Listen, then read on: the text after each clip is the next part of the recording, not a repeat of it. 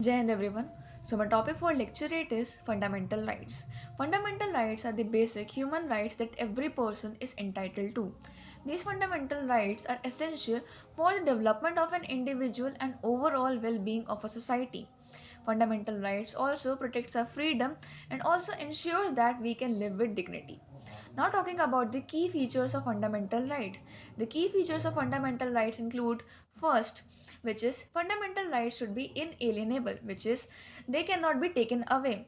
They should apply to and belong to everyone because simply they are human beings. The second one is universal. Fundamental rights apply to everyone irrespective of the caste, color, creed, religion or gender. The third one key feature, which is the enforceable. If someone's fundamental rights are violated, they can go to court and seek for justice. Now, moving forward towards the different types of fundamental right. There are in total 7 types of fundamental rights. The first one is right to equality. Everyone is equal before the law. There should be no discrimination on the basis of caste, color, creed, religion, gender, or race. Second one is the right to freedom. This fundamental rights involves freedom of speech, expression and movement. People can express their different opinions and can gather peacefully. The third fundamental right includes the right against exploitation.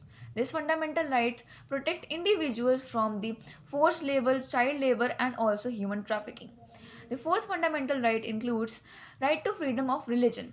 The fundamental right grants the citizen of India to practice any religion they want. The fifth type of fundamental rights include the cultural and educational rights, which includes that minorities have the right to preserve and protect their religion and culture by building educational institutes. The sixth type of fundamental right is the right to constitutional remedies. If any person's fundamental rights is violated, they can approach to court and demand for justice. Now talking about the seventh type of fundamental right, which is right to education. Right to education is a fundamental right that ensures that every children of the ages 6 to 14 years should have an access to free and compulsory education. This is important for the children to learn and grow. Now, the question arises that why do we need fundamental rights? Fundamental rights are important because they provide the protection to the individuals from the illegal activities. They also provide a society where everyone has a voice.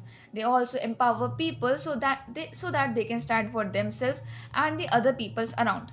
In conclusion, I would like to say that fundamental rights are crucial for an healthy democracy so that people can stand for themselves and against any illegal activities. In conclusion, I would like to say that understanding these fundamental rights is important for all of us. Thank you. Jai Hind.